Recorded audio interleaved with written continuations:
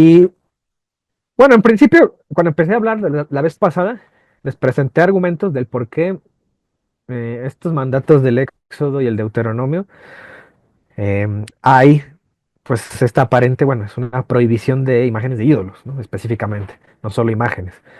Y yo les había dicho que tiene mucho que ver que eso es para el pueblo de Israel, no es para la iglesia de Jesucristo. Entonces, para el pueblo de Israel, y era una condición muy particular, una circunstancia muy, pues muy específica en la cual pues, estaban llenos de idolatría, de pueblos idólatras, y Dios no quería que se apartaran de eso, ¿no? Entonces, digo, otro argumento importante, además de decir que eso es de la antigua ley, y eso es para el pueblo de Israel, es una que Dios hace imágenes, ¿no? O manda hacer imágenes, o hay gente que hace imágenes y no hay problema para Dios. Y la otra es que acuérdense que con Cristo, pues ya se parte la historia en un antes y un después. Entonces hay muchas cosas que ya lo vimos también bastante en todos los versículos donde los apóstoles enseñan que eso ya se quedó, pues, en el pasado, la ley de Moisés. Ahora seguimos a Cristo y lo que retomó Cristo. Entonces, eh, a partir de Cristo ya hay una representación de Dios, una imagen de Dios, que es el mismo Cristo. Por eso, el Catecismo de la Iglesia Católica, cuando habla del primer mandamiento y comienza hablando de este tema, de las imágenes, dice que cambia la economía de imágenes. Es decir, la representación de Dios que antes no era permitida, ahora es permitida. ¿Por qué? Porque llega Cristo o Dios se encarna. Es decir, Dios no tenía o no se había demostrado materialmente, pero con Cristo ocurre la encarnación. Es por eso que también el protestante y el no católico, bueno, en general, yo creo que debe tener claro que es que muchas veces dicen, es que tu fe se basa solo en, ¿cómo se dicen? En los sacramentales, por ejemplo, el agua bendita, ¿no? En el, no sé, en los santos óleos. Alguna vez yo incluso supe de un sacerdote que decía, ¿no? Que cuando iba a confesar a alguien decía, eso me lo contó, me lo contó el padre, Antonio Amar, me dijo que una vez que me iba a confesar, él sí me dijo, espera, me voy por mi estola. Si iba a poner su estola, me dijo, no como un padre que una vez dijo, los trapos no me hacen sacerdote, yo así confieso, ¿no? Y me dio un poco de gracia que dijera eso un sacerdote. Y yo le dije al padre, entonces yo me imagino que si no le importa lo material, bautiza sin agua, ¿no? Porque pues el agua no bautiza, lo que bautiza es su ministerio. Entonces nos estábamos riendo de eso, ¿no? Pero digo, no está bien eso, porque Dios sí le interesa lo material.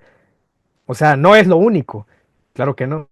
Pero por ejemplo, pues ahí en el libro de Hechos, en el capítulo 19, dice que San Pablo o la gente se sanaba con los pañuelos que había tocado San Pablo, es decir, cosas materiales podían ser el conducto de Dios.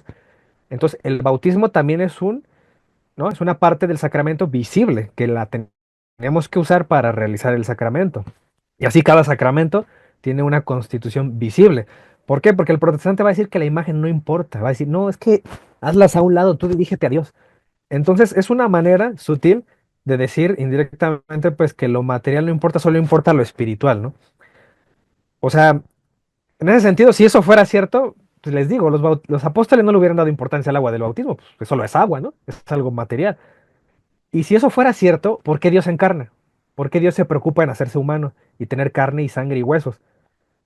¿Por qué? Porque Dios también quiere vernos o quiere presentarse en una condición en la cual estamos nosotros, en una condición material.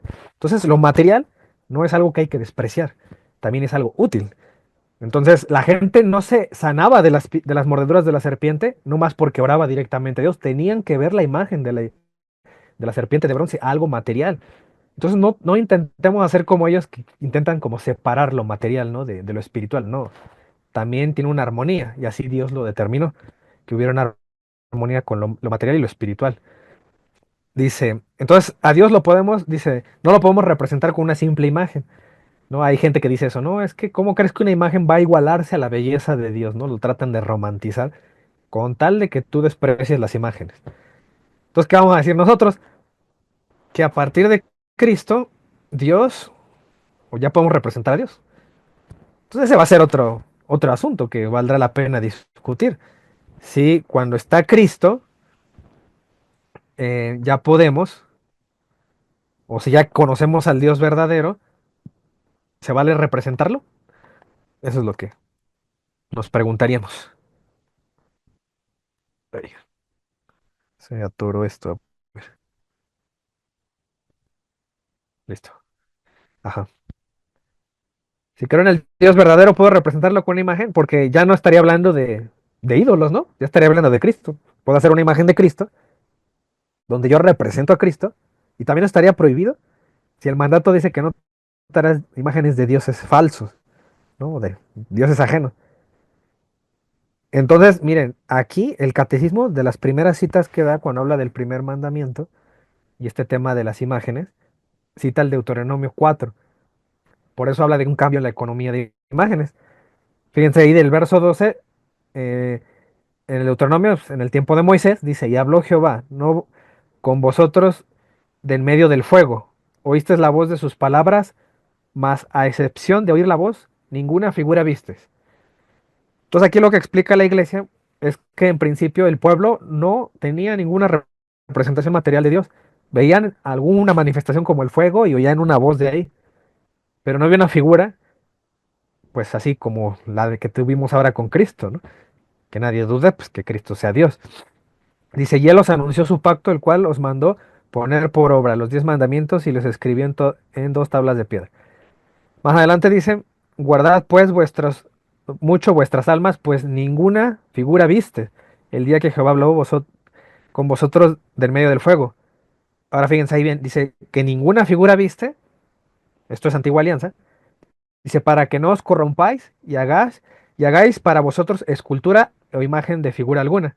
Entonces para Dios al parecer, todavía él no ve prudente o pertinente en la historia de la salvación presentarse como Cristo, ¿no? Como el Mesías.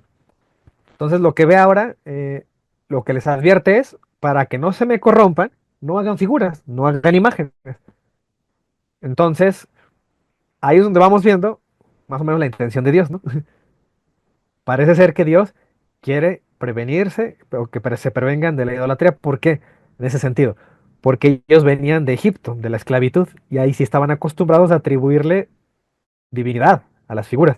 Entonces, si ahora se les aparece el Dios verdadero y él no quiere que se claven en el tema material de las figuras, de las imágenes, pues claro, se entiende que por el momento él no quiera no quiere que se le represente, porque se pueden corromper, lo que dice aquí.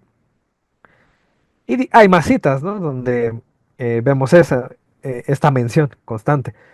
Por ejemplo, ahí en el Deuteronomio 16:21 dice, no plantarás ningún árbol para hacer acerca del altar de Jehová tu Dios, que tú te habrás hecho, ni te levantarás estatua, lo cual aborrece Jehová tu Dios. Entonces de ahí viene la explicación también del por qué Dios los mantiene así, ¿no? Digamos a raya, porque son unos niños en la fe, porque es muy fácil que se corrompan, porque si les pone una imagen, es muy fácil, como lo vimos en la serpiente de bronce, puede ser fácil de que ellos crean que esa imagen tiene atribuciones divinas. Cosa que el católico no hace, ¿no? En principio, el católico bien informado, claro. Ahí en el Deuteronomio 27:15 dice, maldito el hombre que hiciera escultura o imagen de fundición, abominación a Jehová. Y, ¿no? Y aquí el protestante pues te va a citar estos para decir que así son los católicos. Fíjate cómo aquí especifica que cuando se hacen las esculturas dice, obra de mano de artífice y le pusiere en oculto. Y todo el pueblo responderá y dirá amén. Dice las esculturas que ustedes se hagan, las critica aquí en este Moisés, ¿no? En este texto. Pero digo, si vamos a esas y nos ponemos estrictos con la interpretación protestante, entonces Salomón también es maldito. Porque esas esculturas no las hizo Dios ni las mandó a hacer Dios, las hicieron hombres. De hecho, ahí viene en uno de los capítulos a quien contrató para que hiciera todas las obras. Y hasta viene el nombre de la persona y todo esto, ¿no? Entonces ahí no podríamos decir que Salomón violó este mandato. Entonces, si hay una intención del por qué no hay que hacer escultura, para que no te corrompas. Ah, bueno, eso significa una cosa muy sencilla. ¿Qué pasa? Que si yo tengo una imagen y no me corrompo, entonces en ese sentido puede estar bien. Cuando menos para el tiempo ya de Salomón y desde el tiempo de Moisés, cuando se hicieron estas imágenes de los querubines, de la serpiente, bueno, entonces aquí se entiende esa condición. Las imágenes son malas en la medida en la cual tú las usas o les atribuyes cosas divinas. Si no, no lo son. Si estrictamente fueran todas malas, no tendrían que haber hecho la serpiente, no tendrían que haber hecho los querubines ni nada del templo de Salomón, que es lo que siempre hemos venido enseñando. Entonces, fíjense que desde el Génesis, si somos estrictos y literalistas, así como algunos protestantes, de que hay que destruir toda imagen, porque ahí en el Éxodo 24 dice que no te harás imagen. Bueno, pues tal parece que Dios desde el principio hizo imágenes, ¿no? El mismo Dios. Entonces por eso dice Dios, hagamos al hombre a nuestra imagen, allá en el Génesis 1:26, conforme a nuestra semejanza, y señoré en los peces del mar. Entonces aquí que voy a decir que Dios se contradice, ¿no? Porque Dios hace imágenes, no nos deja hacer imágenes y no nos manda a hacer, ¿cómo? Nos manda a destruir imágenes y dice que aborrece al que hace imagen, pero él hace imágenes, ¿no? De él mismo. Entonces, bueno, aquí yo sé que algunos van a decirme, no, es que en el hebreo antiguo aquí imagen es otra palabra. Bueno, pues yo diría lo mismo, es que la restricción o en la prohibición del éxodo, yo ya les dije la vez pasada, lo que está prohibido es el pesel. Pesel es la palabra hebrea para decir imagen de un ídolo. Eso es la prohibición, ídolos. O sea, la traducción más literal sería imagen de ídolo, ¿no? Sería eso. Entonces, cualquier otra imagen o cualquier otra palabra que se usa para imagen no está mal. Lo malo es cuando la empiezas a adorar. Ahí ya se convierte en un pesel. Eso es lo prohibido, el tener pesel. Lo demás no está prohibido tener imágenes de otro tipo, mientras no las adores. Ve, por ejemplo, ahí en Génesis 9, ahí cuando estamos hablando de Noé, ahí en el verso 6 le dice a Noé el por qué no puede derramar sangre de ningún hombre. Y repite lo mismo. Dice, porque a imagen de Dios está hecho el hombre. Por eso no puedes matar.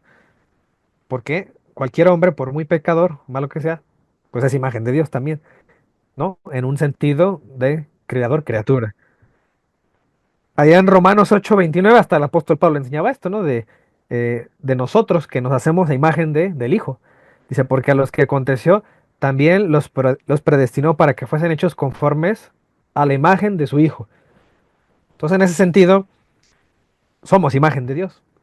Y con la caída se va perdiendo esa imagen, con la comunión, lo que Cristo nos trae, la unidad. Cristo es ese puente, ese único mediador entre Dios y los hombres. Volvemos a esa imagen. Entonces, aquí también el apóstol Pablo enseñaba que Cristo es imagen de Dios. Por eso les digo que a partir de Cristo el tema de las imágenes cambia.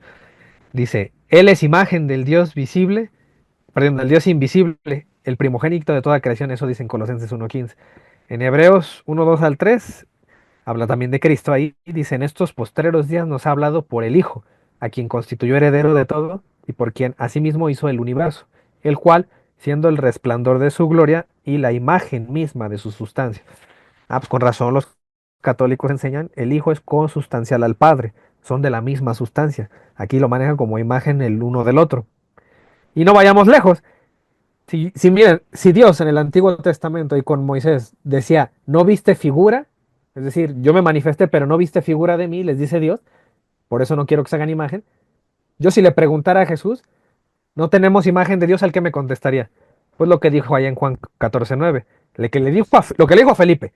¿Qué le dice Felipe? Preséntanos al Padre, ¿no? Es lo que Moisés le diría o los del Antiguo Testamento.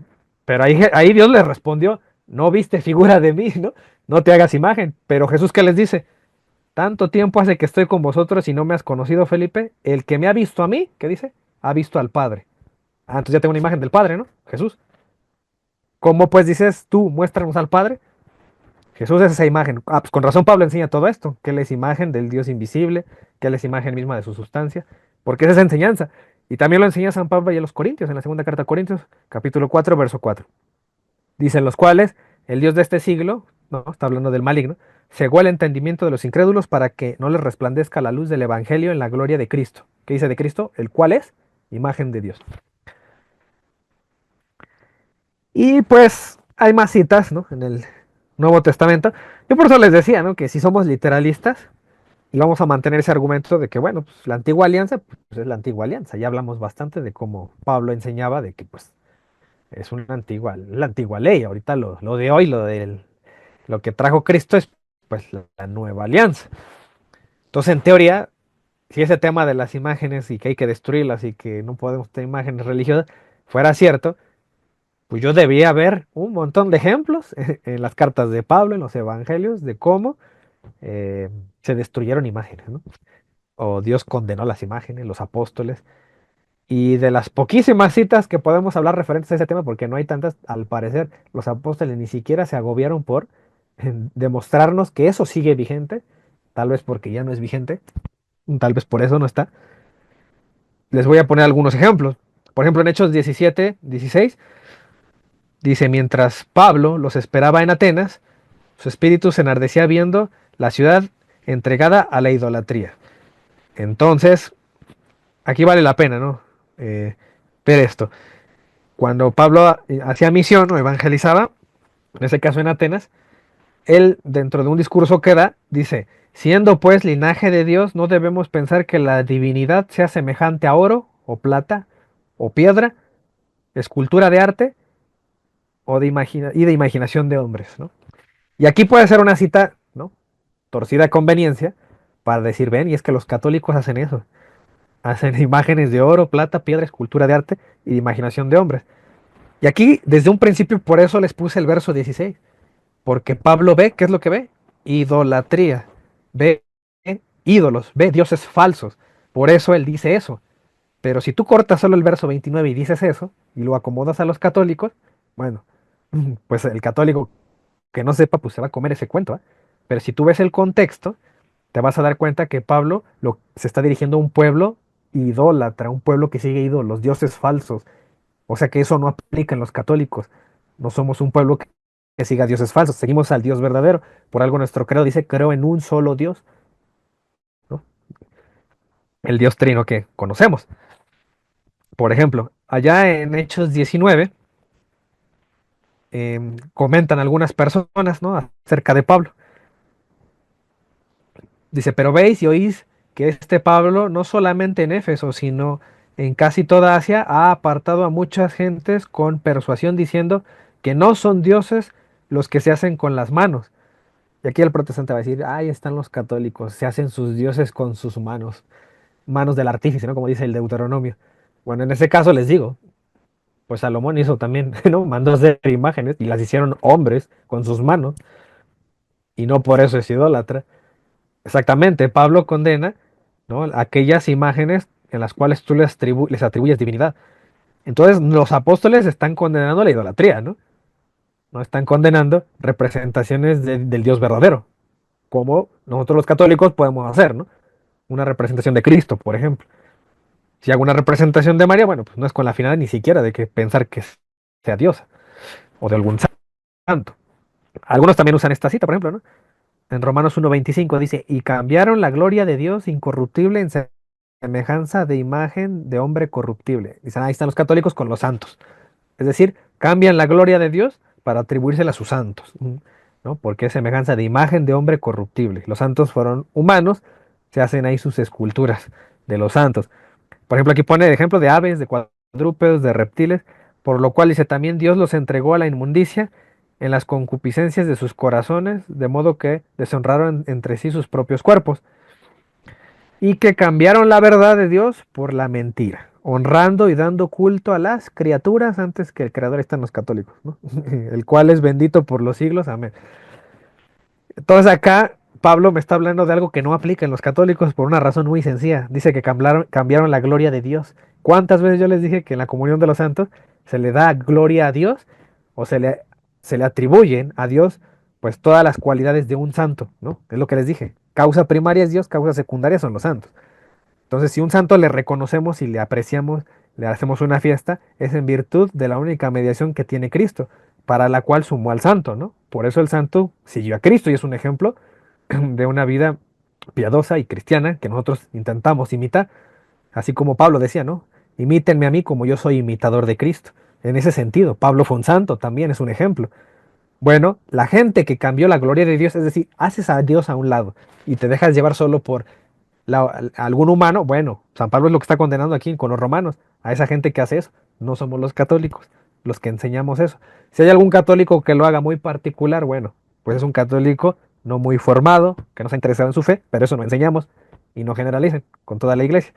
Entonces aquí tenemos dos alianzas.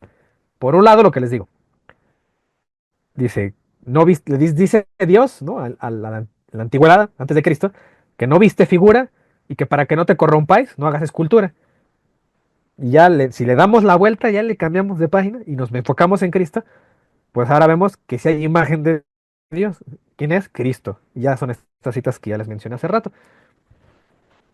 Y Cristo es el que me dice, el que me ha visto a mí ha visto al Padre. Esa es la respuesta que le da Felipe cuando le dice, muéstranos al Padre.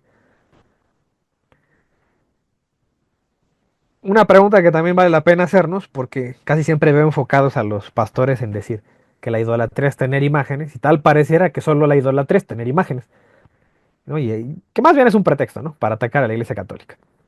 Porque si somos estrictos con la escritura, y aquí les voy a hablar del Nuevo Testamento, la idolatría no siempre se enfocó solo en imágenes, puede ir más allá de eso. Por ejemplo, en Hechos 14, ahí no se presentó ni una imagen, y San Pablo hasta se rasga las vestiduras de que, ¿no? De que los consideran ídolos, a él y a Bernabé. Ahí en el Hechos 14 pueden leerse todo con calma el capítulo 14, ahí del verso 11 en adelante. Dice, entonces la gente, visto lo que Pablo había hecho, alzó la voz, diciendo en la lengua licaónica, dioses, bajo la semejanza de hombres, han descendido a nosotros. Tenemos ahí un pueblo que considera a Pablo, de su compañero de viaje, dioses, y piensan que son los dioses que ellos les dan culto. Dice, y a Bernabé llamaron Júpiter y a Pablo Mercurio, porque este era el que llevaba la palabra. Y el sacerdote de Júpiter, cuyo templo estaba frente a la ciudad, trajo toros y guirnaldas delante de las puertas, y juntamente con que hasta querían ofrecer sacrificios. Ven que así era como se le adora a Dios, ofreciendo sacrificios. Por eso Cristo tuvo que hacer un sacrificio. Y ese es el sacrificio hasta hoy vigente. Y no habrá otro. Bueno, los paganos también hacían algo semejante, ofrecían sacrificios. Entonces fíjense que aquí, por ejemplo, el pueblo ve a Pablo, ¿no? Y a Bernabé como dioses. No está tomando literalmente una imagen hecha por hombres, ¿no? Como dicen los protestantes. No dicen los protestantes. Es que el Salmo 115:5 dice que los paganos tienen ídolos que tienen ojos y no ven, pies y no caminan, boca y no hablan. Así están las imágenes de los católicos. Bueno, pues aquí San Pablo y Bernabé tienen ojos, pero sí ven. Tienen boca y sí hablan. Tienen pies y sí caminan. Entonces sí son dioses, ¿no? Porque si tuvieran ojos y no ven, bueno, son ídolos, ¿no? Según el Salmo 115. Ah, no, eso significa que sí, si el protestante va a salir y va a decir, no, aquí sí hay idolatría, bueno, eso significa que los ídolos no están limitados solo a imágenes o a esculturas, también pueden ser personas. Entonces eso también es lo que uno tiene que ver y tienes que observar eso en la escritura. Ahora bien, si hay que destruir todo lo que causa idolatría, entonces, conclusión, que Pablo tuvo que suicidarse o tuvo que matar a Bernabé. No, no tuvo que destruir nada. ¿Qué tuvo que hacer Pablo? Catequizar correctamente. Nada más. No había necesidad de destruir nada, solo había que catequizar. Ah, bueno, entonces el católico, a ejemplo de eso, puede hacer lo mismo. Si hay un católico que tiene un exceso con las imágenes, hay algo que hace que no está correcto, bueno, pues nada más lo catequizamos bien y ya, asunto arreglado. No tenemos por qué quitar las imágenes o destruirlas. No hay necesidad de ello. Entonces, bueno, digo, continúo. Dice, cuando lo oyeron los apóstoles, Bernabé y Pablo rasgaron sus ropas y se lanzaron entre la multitud, dando voces y diciendo, varones, ¿por qué hacéis esto? Nosotros también somos hombres semejantes a vosotros, que os anunciamos que de estas vanidades os convertáis al Dios vivo, que hizo el cielo y la tierra, el mar y todo lo que en ellos hay. Entonces aquí, ¿qué hacen San Pablo? Solo aclaran, catequizan correctamente. ¿Saben qué? Nosotros no somos dioses, somos hombres como ustedes, pero les presentamos al Dios verdadero. Entonces, pues ya, los evangelizan. Y también San Pablo enseñaba otras cosas, que ya también creo que ya lo mencionamos en algunas sesiones atrás, de que también considera idolatría a los excesos en el tema del sexo o la avaricia, por ejemplo. Eso lo dice en dos pasajes, dijo en Efesios y en Colosenses. En Efesios 5:5 menciona el porque sabéis esto, que ningún fornicario o ningún o inmundo o avaro, que es idolatría, tiene herencia en el reino de Cristo y de Dios. O sea que cuando yo sigo al dinero, o me importa solo el dinero, aún por encima de la dignidad humana, por encima de cualquier cosa que, bueno, el cristianismo considera moral, si a mí eso no me importa, lo hago a un lado con tal de seguir al Dios dinero, pues estoy cayendo en idolatría. Lo mismo se diría para el sexo, ¿no? El tema sexual. Si yo caigo en lujuria, o lo que tú quieras, cualquier defecto que venga a tu mente, cualquier pecado, también yo estaría haciendo del sexo un Dios, del dinero haría un Dios. Y pues Cristo me dice que no puedo servir a dos amos. Entonces tengo que decidirme por uno. También a los colosenses les dice eso. Haced morir pues lo terrenal en vosotros. Fornicación, impureza, pasiones, desórdenes, malos deseos y avaricia, que es idolatría. Entonces si hay por ahí alguien que le gusta el dinero, pues hay que tener cuidado, ¿no? O sea, en ese sentido, eh, pues un pastor yo nunca he visto que enseñe esto, ¿no? No vaya a ser que no le den el diezmo, ¿va? Porque la avaricia pues es idolatría según San Pablo.